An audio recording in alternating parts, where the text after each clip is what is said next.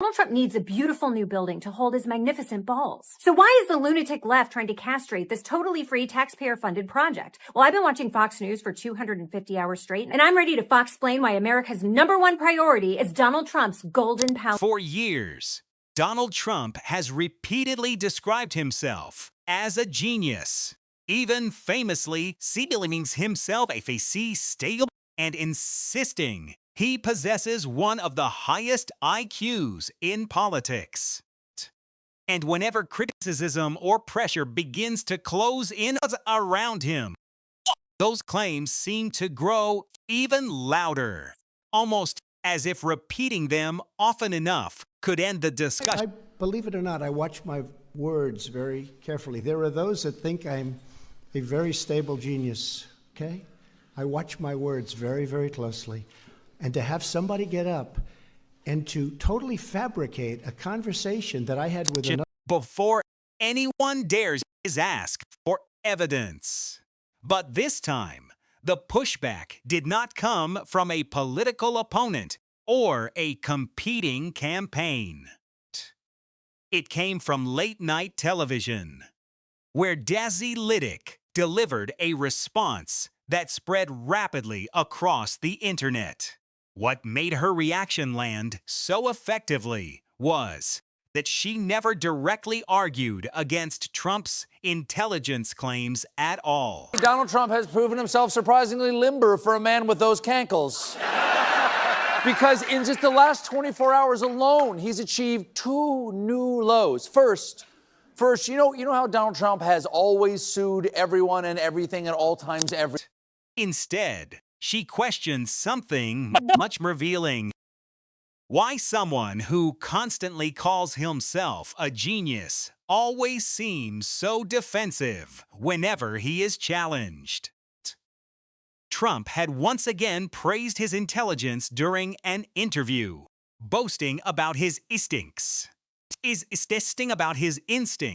Memory, and political brilliance, while insisting critics fail to understand how carefully he chooses his words.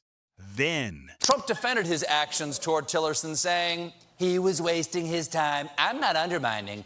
I think I'm actually strengthening authority. Yes, I'm not burning your house down. I'm lowering your heating bills. Litic fired back with a line that instantly energized the audience. She joked, "The funniest part about Trump calling himself a genius is that no real genius has ever needed customer support for their ego every single day." The crowd erupted because the joke tapped into something larger than politics itself. It pointed directly at a pattern people have watched unfold for years. Trump consistently reminds the public how smart he is, yet reacts angrily whenever someone questions him, fact-checks him, corrects him, or even laughs in his direction. Litic continued the bit by joking that if Albert Einstein had behaved the same way, every physics lecture would have ended with him yelling at reporters about television ratings and crowd sizes. Then she sharpened the point even further.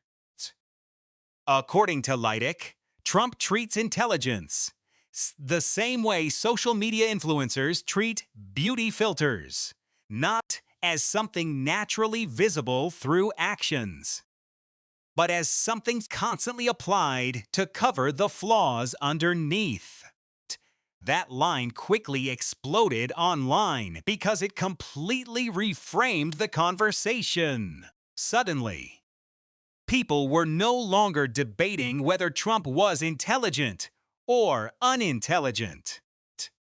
Instead, the focus shifted toward why someone who claims genius status spends so much effort trying to convince everyone else rather than simply letting his behavior speak for itself. Stephen Sayzides also answered conversion, joking that the strange thing about Trump's genius claims is that every difficult question seems to trigger an emergency escape route somewhere inside his brain. Colbert pointed out how interviews often begin on one subject and then spiral into completely unrelated territory. Bouncing from policy discussions to personal grudges, television ratings, old feuds, and stories nobody even asked to hear. He joked that genuinely brilliant people can usually survive a straightforward question, without needing 6 detours and a conspiracy theory before finally reaching the end of a sentence. Then Litic delivered another line that viewers replayed endlessly online. She said, Trump talks about same teenage boys talk about bench press numbers, loudly, constantly, and usually without anyone requesting the information in the first place. What surprised many people was not only the joke itself, but the calmness with which she delivered it.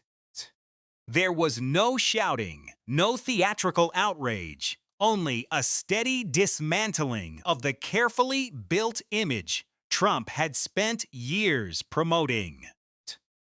Litic argued that intelligence is not measured by repeatedly branding yourself as the person in every room.